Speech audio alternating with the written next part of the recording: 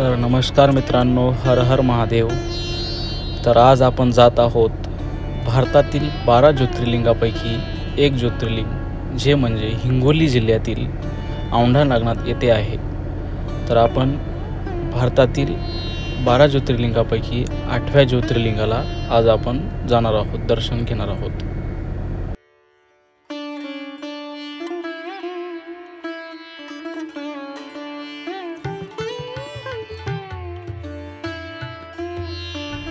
तर नमस्कार, welcome back. तर आपण आज बघणार आहोत औंढा नागनाथ येथील मंदिर. तर औंढा नागनाथ येथे पोहोचण्याकरिता सर्वात जवळील रेल्वे स्टेशन म्हणजे हिंगोली हे आहे, जे 24 किलोमीटर आहे. तर पाहू शकता, ही मंदिरची प्रशस्त कमान आहे, जे 8वे ज्योतिर्लिंग नागेश दारुकावणी तीर्थक्षेत्राची आहे.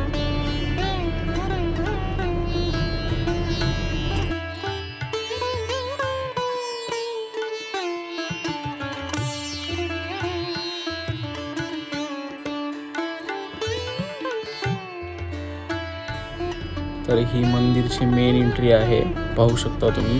या एंट्रीतून तुम्हाला एंटर व्हायचं आहे मंदिरामध्ये.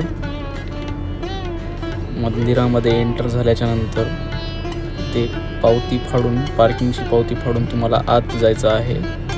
तर ही मंदिरची प्रशस्त अशी पार्किंग आहे. तुम्ही इथं तुमचे वाहन पार्क करू शकता. खूप मोठी पार्किंग आहे. या ठिकाणी 2 पार्किंग आहेत, जी समोर एक आहे, पाहू शकता तुम्ही.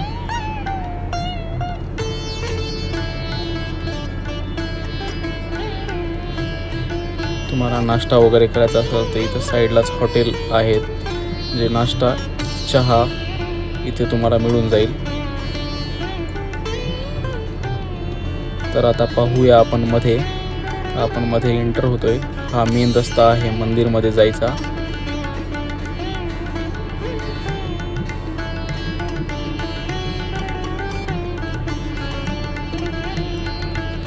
ही 2 नंबरची पार्किंग आहे, जी आतल्या बाजूला आहे. तर तुम्ही इथं पण गाडी लावू शकता तुमची.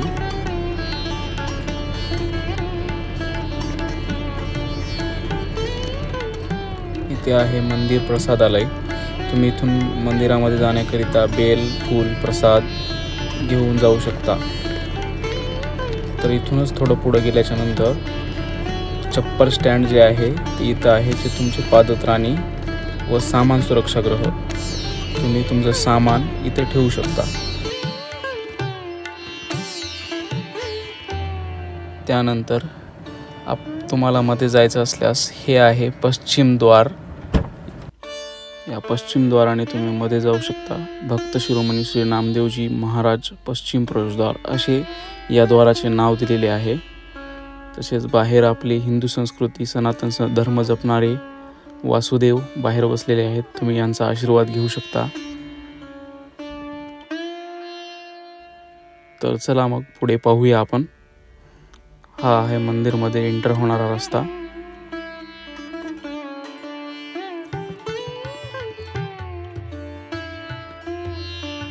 जेव्हा मंदिरमध्ये जास्त गर्दी झालेली असते त्या टाईमला हे पूर्ण प्रशस्त रांगा साठी लावलेले आहेत बॅरिकेड. त्याने तुम्ही दर्शन करू शकता. आज गर्दी नसल्यामुळे इथे जास्त पब्लिक नाही आहे. जर गर्दी असेल तर तुम्ही लेफ्ट साईडने बाहेर जाऊन VIP पास घेऊन पण दर्शन करू शकता, जे की VIP पास तुम्हाला 200 रुपयामध्ये मिळून जाईल. मंदिराचा परिसर हा 7200 फीट इतका आहे आणि मंदिराची उंची पूर्ण 60 फीट ही आहे. मंदिराचा पूर्ण परिसर हा 60,000 वर्ग फीट आहे पूर्णतः. तर मंदिराच्या पश्चिम द्वाराच्या बाजूलाच श्री संत नामदेव महाराज यांचे मंदिर आहे, जे की संत नामदेव महाराज हे सर्वात मोठे कवी होते आणि महाराजजी त्यांच्या गुरुच्या शोधामध्ये औंढा नागनाथ येथे आले होते. आणि त्यानंतर श्री संत नामदेव महाराज यांचे गुरु येसोबा खेचर हे त्यांना या ठिकाणी भेटले होते. तर पाहू शकता त्यांचं मंदिर तुम्ही.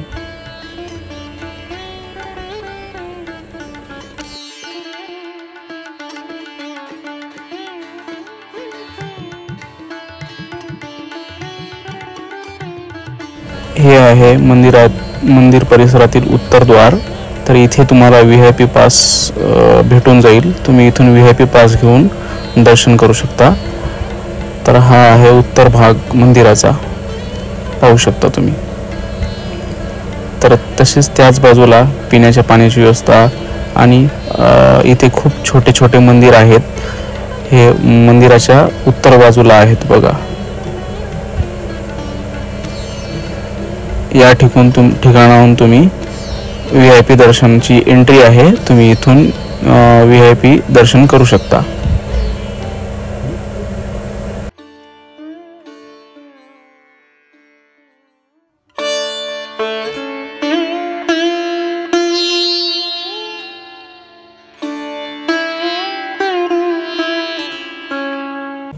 तर ही आहे मंदिराची दक्षिण बाजू, पाहू शकता. खूप कलाकृतीने हे मंदिर बनवलं गेलेलं आहे. या मंदिराच्या 7 मजल्या होत्या. तर ते औरंगजेबाने पाडल्या होत्या. त्यानंतर संत अहिल्याबाई होळकर यांनी हे मंदिर वाचवले होते. तसेच मंदिराच्या बाजूला लाडू प्रसाद तुम्हाला मिळून जाईल.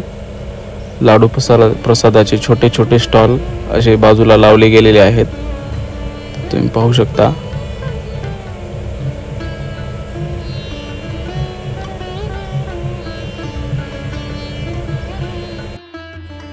तर तसेच प्रसादालयाच्या बाजूलाच असे अन्नक्षेत्र प्रसादालय आहे आणि इथं तुम्हाला जेवणाची व्यवस्था केलेली आहे. 40 रुपयामध्ये तुम्हाला इथे जेवण मिळेल. तर आपण लागलो आहे दर्शन लाईनला. आता आपण दर्शन घेणार आहोत, मंदिरमध्ये जाणार आहोत. तर पाहू शकता गर्दी खूप होती. जवळपास मला दर्शन करण्याकरिता एक तास लागला होता. मंदिरची मेन एंट्री पाहू शकता.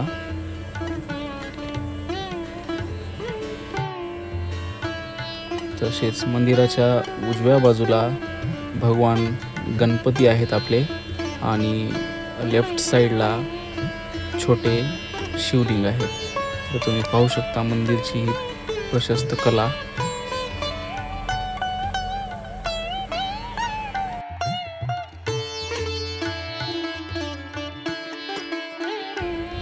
सांगल्याप्रमाणे इतिहासात हे मंदिर यादव राजवंश काळातील आहे, 13व्या दशकातील.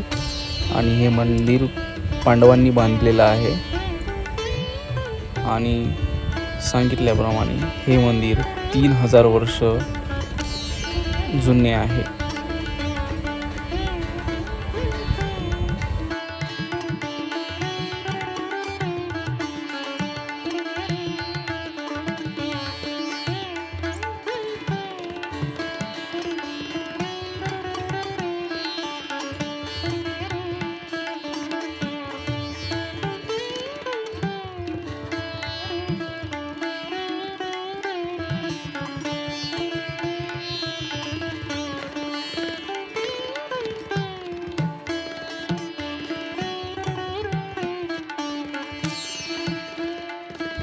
तर आपण आलो आहोत आता सध्या मेन मंदिर प्रवेशद्वार पास करून मेन गर्भगृहामध्ये.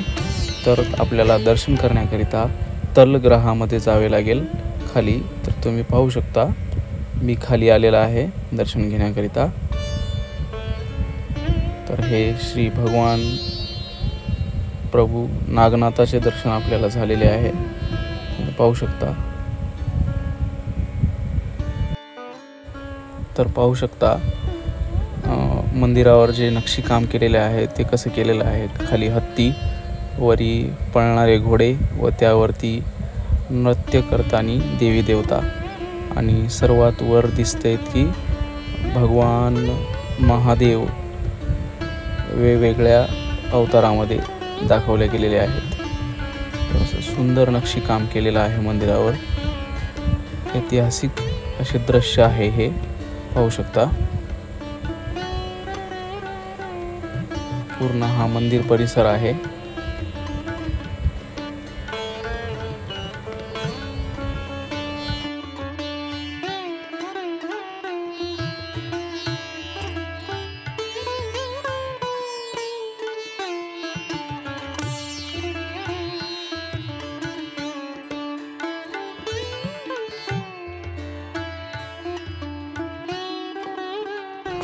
तसेच मंदिराच्या पाठीमागच्या साईडला सासू सुनेचे कुंड म्हणून आंघोळ करण्याकरिता एक कुंड आहे, ते तुम्ही पाहू शकता.